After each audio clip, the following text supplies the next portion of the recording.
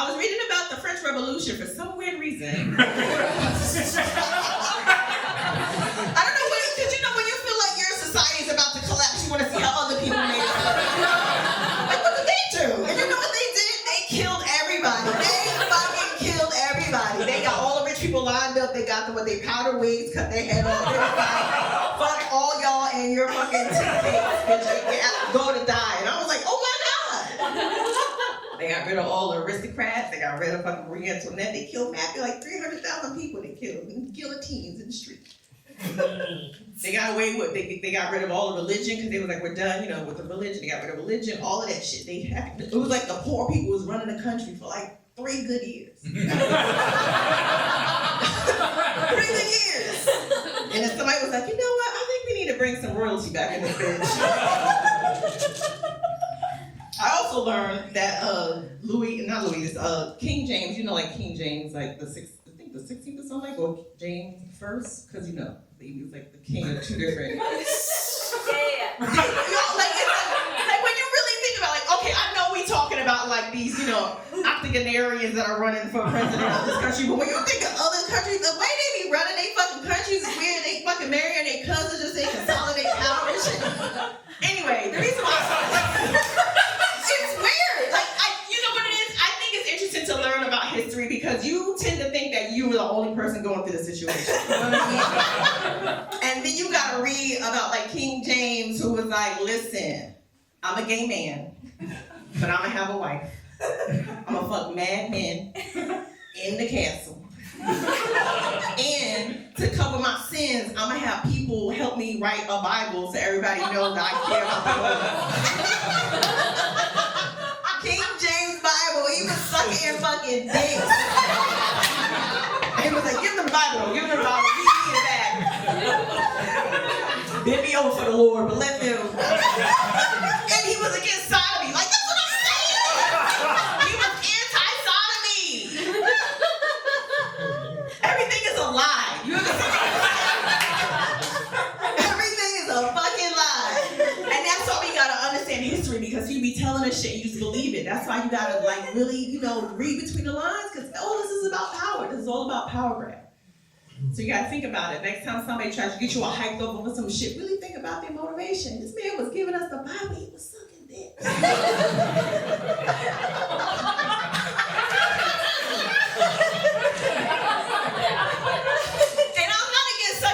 But what I'm saying is this, the hypocrisy of it. It's weird.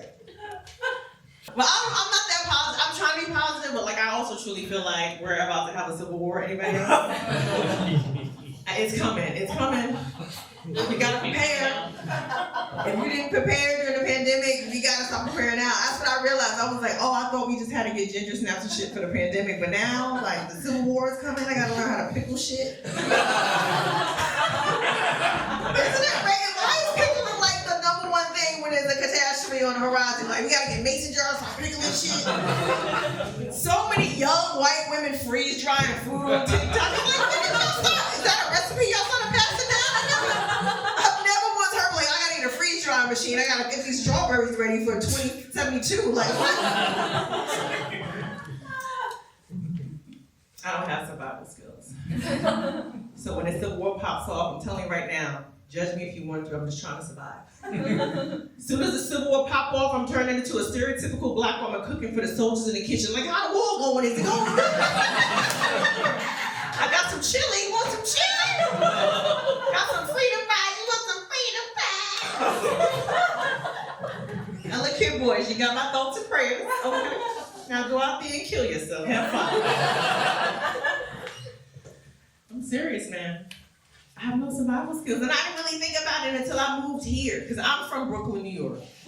Thank you, but the thing is, when you're from Brooklyn, New York, or New York in general, people think that we're like these vicious, ferocious killers. They think that we're like these madmen who just like come and kill anybody, and that's not who we are.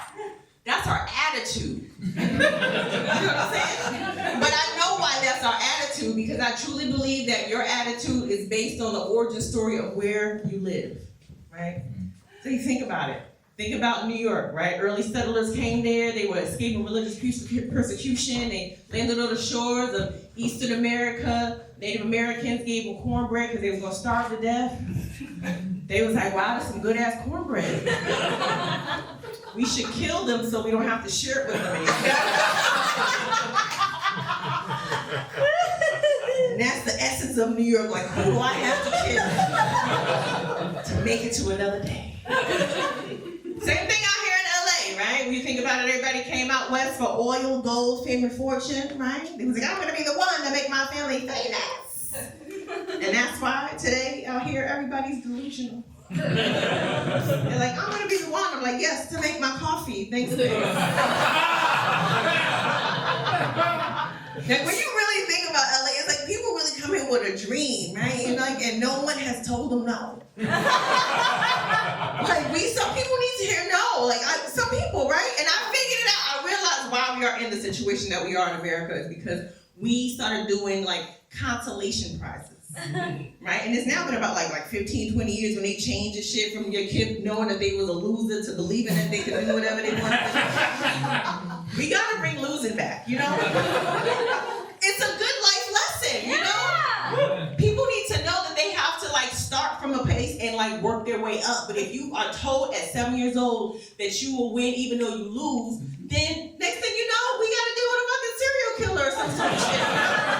Like, why did you kill him? Like, oh, she told me no. Like, yeah, because you're a fucking loser. You're supposed to know what no means. Losing builds character is what I'm saying, you know? Yes. I grew up, when you were a child, people told you exactly where you measured up in life. I was a fat kid growing up. I wrote a book about it called Fuck Your Diet. And I remember going to my mom and being like, hey, Mom, I want to be a beauty queen. She's like, Chloe, let me tell you something. You ate a lot of Oreos. I don't think that tiara was gonna fit. I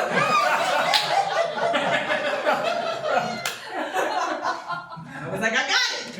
You know what I'm saying? I'm gonna come up with something else. Change my life goals. I went to my dad. I was like, hey, Dad, Mom told me I can't be a beauty queen, so I'm gonna use my brains. I want to be in the FBI. My dad was like, Chloe, let me tell you.